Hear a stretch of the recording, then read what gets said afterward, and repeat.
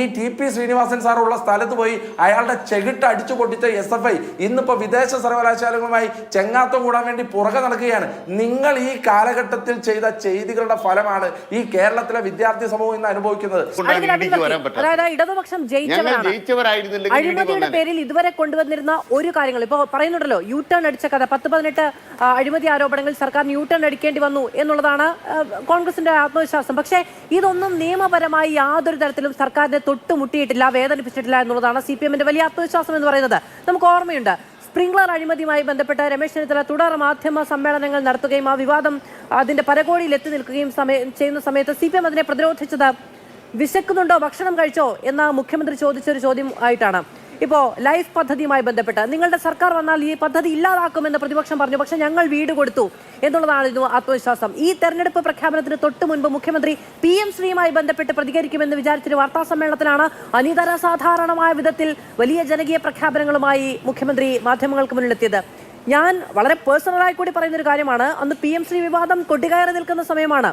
പ്രഖ്യാപനങ്ങളുടെ ജനപ്രിയ പ്രഖ്യാപനങ്ങളുടെ ഒരു വലിയ പരമ്പരയുണ്ടാവുകയാണ്. ശേഷം എങ്ങനെയാണ് PM ശ്രീ എന്ന് പറയുന്ന ഒരു വലിയ വിവാദമാണ്, വളരെ കാമ്പും കഴമ്പുമുള്ളൊരു വിവാദമാണ്, തുടർച്ചയായി ചർച്ച ചെയ്യപ്പെട്ടതാണ്. പക്ഷേ അത്രയും പ്രഖ്യാപനങ്ങളുടെ പിന്നാലെയാണ് ആ ഒരു ചോദ്യം ചോദിക്കേണ്ടി വരുന്നത് എന്നുള്ളൊരു ആശങ്ക, അല്ലെങ്കിൽ എങ്ങനെ അത് ചോദിക്കും എന്ന തരത്തിലുള്ള ഒരു പ്രതീതി പോലും നിലനിന്നിരുന്നു ആ ദിവസം. ആ നിലയ്ക്കാണ് ഇടതുപക്ഷം തിരഞ്ഞെടുപ്പിനെ നേരിടുന്നത്.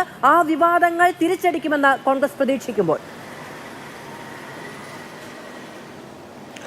ഒന്ന് ശ്രീ അനിൽകുമാർ പറഞ്ഞെടുത്ത് തന്നെ തുടങ്ങാം. കാരണം അദ്ദേഹം വിലക്കയറ്റത്തിൻ്റെ കാര്യം പറഞ്ഞു. ഒന്ന്, കേരളത്തിലാണ് ഇന്ത്യയിൽ ഏറ്റവും കൂടുതൽ വിലക്കയറ്റമുള്ളതെന്ന് എല്ലാ മാധ്യമങ്ങളും റിപ്പോർട്ട് ചെയ്തിട്ടുള്ളതാണ്, കണക്കും നമ്മുടെ മുമ്പിലുണ്ട്. അതുകൊണ്ട് ഇനിയിപ്പോൾ അതിനകത്ത് തർക്കിച്ചിട്ട് കാര്യമില്ല. കേരളത്തിൽ ഏറ്റവും കൂടുതൽ വിലക്കയറ്റം ഉണ്ടാക്കിയ സർക്കാരാണ് ഇതെന്നുള്ളത് നിങ്ങൾക്കും എനിക്കും ഒക്കെ അറിയാവുന്ന കാര്യമാണ്. അപ്പോൾ അതൊന്നും ജനങ്ങൾ മറക്കില്ല എന്നുള്ളത് ശ്രീ അനിൽകുമാർ ഓർക്കുക. ജനങ്ങൾ അതുകൊണ്ട് നിങ്ങളെ വെറുക്കുന്നു എന്ന് നിങ്ങൾ ഓർക്കുക. രണ്ട്, നിങ്ങൾ പറഞ്ഞ അഴിമതിയുടെ കാര്യം. ഇപ്പോൾ അഴിമതി ഇപ്പം 47ാമത്തെ തവണയാണ് SNC ലാവ്ലിൻ കേസ് CBI കോടതി പരിഗണിക്കാൻ പോകുന്നത്. കഴിഞ്ഞ 46 തവണയും CBIയുടെ വക്കീലിന് പനിയായിരുന്നു.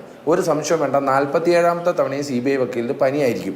ആ പനി പിടിക്കുന്നതിൻ്റെ കാരണം ഓരോ പ്രാവശ്യം മാറ്റി വയ്ക്കുമ്പോഴും മുഖ്യമന്ത്രി ശ്രീ പിണറായി വിജയൻ ഡൽഹിയിൽ പോയി അമിത്ഷായെയും നിർമ്മലാ സീതാരാമനെയും കണ്ട് കാല് പിടിക്കുന്നതുകൊണ്ടാണെന്നുള്ളത് കേരളത്തിലെ ജനങ്ങളാരും മറന്നിട്ടില്ല, അത് ഓർക്കുന്നുണ്ട്. അതുകൊണ്ടാണ് നിങ്ങളുടെ സർക്കാരിനെ വെറുക്കുന്നതെന്ന് നിങ്ങൾ മനസ്സിലാക്കുക. 2, മാസപ്പടി കേസിൽ നിങ്ങൾ എങ്ങനെയാണ് ഈ ജയിച്ചു എന്ന് പറയുന്നത്? ആ കേസ് ഇപ്പോഴും സീരിയസ് ഫ്രോഡ് ഇൻവെസ്റ്റിഗേഷൻ നടത്തിക്കൊണ്ടിരിക്കുകയാണ്. അത് കോടതിയിൽ വന്നപ്പോൾ കഴിഞ്ഞ ആഴ്ച ജഡ്ജിക്ക് പനിയായിരുന്നു. ആ ജഡ്ജിക്ക് പനി പിടിച്ചതിൻ്റെ പിന്നിലും ഇതൊക്കെ തന്നെയാണ് കാരണം. 3, നിങ്ങളുടെ മുഖ്യമന്ത്രിയുടെ മകനെതിരെ ED നോട്ടീസ് വന്നു. നോട്ടീസ് വന്നു എന്ന് നിങ്ങളുടെ കേന്ദ്ര സെക്രട്ടറി തന്നെ സമ്മതിച്ചതാണ്. പക്ഷെ അയാൾ അതിനകത്ത് ഹാജരായിട്ടില്ല. അതുകൊണ്ടാണ് ഞാൻ പറഞ്ഞത്, ഇത്രയും കാര്യങ്ങൾ ഉണ്ടായിട്ടും ഇതേവരെ കേന്ദ്ര അന്വേഷണ ഏജൻസി ഒരൊറ്റ തവണ പോലും ചോദ്യം ചെയ്യാത്ത ഒരേ ഒരു BJP ഇതര നേതാവേ ഉള്ളൂ ഈ രാജ്യത്ത്. ആ നേതാവിൻ്റെ പേര് പിണറായി വിജയൻ എന്നാണെന്ന് പറയുമ്പോൾ നിങ്ങളുടെ നേതാവ് RSSന്റെ ഏജന്റ് ആണെന്ന് കേരളം മറക്കുന്നില്ല, അത് ഓർക്കുന്നുണ്ട്. അതുകൊണ്ട് നിങ്ങളെ കേരളം വെറുക്കുന്നുണ്ട് എന്ന് നിങ്ങൾ മനസ്സിലാക്കുക. പിന്നെ PM ശ്രീ പദ്ധതിയിൽ ഞങ്ങളല്ലല്ലോ മുദ്രാവാക്യം വിളിച്ചത്. ഞങ്ങൾ ASFകാരൻ എന്താ മുദ്രാവാക്യം വിളിച്ചേ? വിദ്യാഭ്യാസമില്ലാത്ത വിദ്യാഭ്യാസ മന്ത്രി സംഘിക്കുട്ടി ശിവൻകുട്ടി രാജിവെക്കൂ, പുറത്തു പോകൂ എന്നാണ് ASFകാരൻ മുദ്രാവാക്യം വിളിച്ചത്. CPIക്കാരൻ SFIക്കാരോട് പറഞ്ഞത് എന്താ? SFIക്കാരാ സമരം ചെയ്യുമ്പോൾ സൂക്ഷിക്കണം, കാരണം മുണ്ട് മടക്കി കുത്തുമ്പോൾ അടിയിലുള്ള കാവി കളസം ജനം കാണാതെ നോക്കണമെന്നാണ് പറഞ്ഞത്. ഇതൊന്നും ഞങ്ങളല്ല പറഞ്ഞത്, ഇപ്പോഴും തോളിൽ കൈയിട്ടിരിക്കുന്ന ബിനോയ് വിശ്വത്തിന്റെ പാർട്ടിക്കാരാണ് പറഞ്ഞത്. അതുകൊണ്ട് നിങ്ങൾ ഇപ്പോഴും BJPയുമായിട്ടുള്ള അന്തർധാര ഈ രാജ്യത്ത് ഉണ്ടാക്കിയിട്ടുണ്ട്, അല്ലെങ്കിൽ കേരളത്തിൽ ഉണ്ടാക്കിയിട്ടുണ്ടെന്നും അത് കാരണമാണ് നിങ്ങളുടെ അഴിമതി കേസുകളൊന്നും പുറത്തു വരാത്തതെന്നും ഈ ലോകത്തിന് മുഴുവൻ അറിയാവുന്ന കാര്യങ്ങളാണ്. പിന്നെ ജനപ്രിയ പ്രഖ്യാപനങ്ങൾ. 2500 രൂപ പെൻഷൻ ആക്കുമെന്ന് പറഞ്ഞു. എപ്പോഴാണ് പറഞ്ഞേ? 2021 പ്രകടന പത്രികയിലാണ് പറഞ്ഞേ. അത് എപ്പോഴാണ് 2000 രൂപയിലേക്ക് വർദ്ധിപ്പിക്കുന്നത്? 2025 അവസാനമാണ്. ഒരു സർക്കാർ ഇറങ്ങിപ്പോകാൻ 4 മാസം ഉള്ളപ്പോഴാണോ ഈ പെൻഷൻ തുക വർദ്ധിപ്പിച്ചു എന്നൊക്കെ പറയുന്നത്? അതുമാത്രമല്ല, പെൻഷൻ തുക വർദ്ധിപ്പിക്കാതെ തന്നെ ഉണ്ടായിരുന്നത് കൊടുത്തിട്ടില്ലാത്ത ഒരു സർക്കാരാണ് എന്നുള്ളത് കേരളത്തിന് മുഴുവൻ അറിയാവുന്നതല്ലേ. 6 മാസത്തിൽ കൂടുതൽ പെൻഷൻ മുടക്കിയ സർക്കാരാണ്.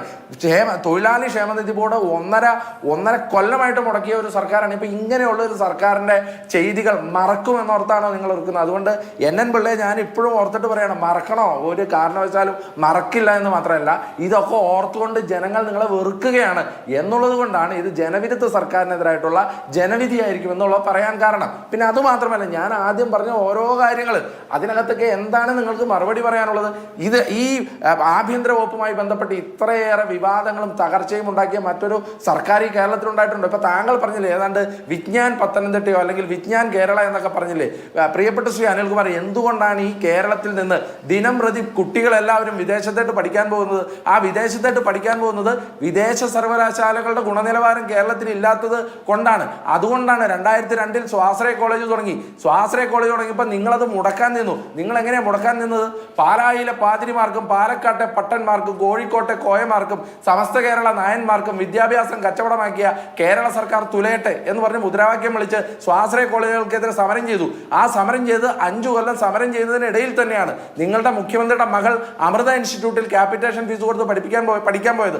അതും മാത്രമല്ല, നിങ്ങൾ 2006 അങ്ങനെ സമരം ചെയ്തതിന്റെ ഫലമായി ഒരു സർക്കാർ ഇവിടെ അധികാരത്തിൽ വന്നപ്പോൾ ഈ കേരളത്തിന്റെ ചരിത്രത്തിൽ ഏറ്റവും കൂടുതൽ സ്വാശ്രയ കോളേജുകൾ കൊടുത്തത് നിങ്ങളുടെ സർക്കാരായിരുന്നു. 2015 ഈ മൈഗ്രേഷൻ മുന്നിൽ കണ്ടുകൊണ്ട് ഉമ്മൻചാണ്ടി സർക്കാർ ശ്രീ TP ശ്രീനിവാസനെ അസൈൻമെന്റ് കൊടുത്ത് വിദേശ സർവകലാശാലകളുമായി ഒരു ബന്ധം സ്ഥാപിച്ച് അവരുടെ സേവനം ഇവിടെ കൊണ്ടുവരാൻ തീരുമാനിച്ചു.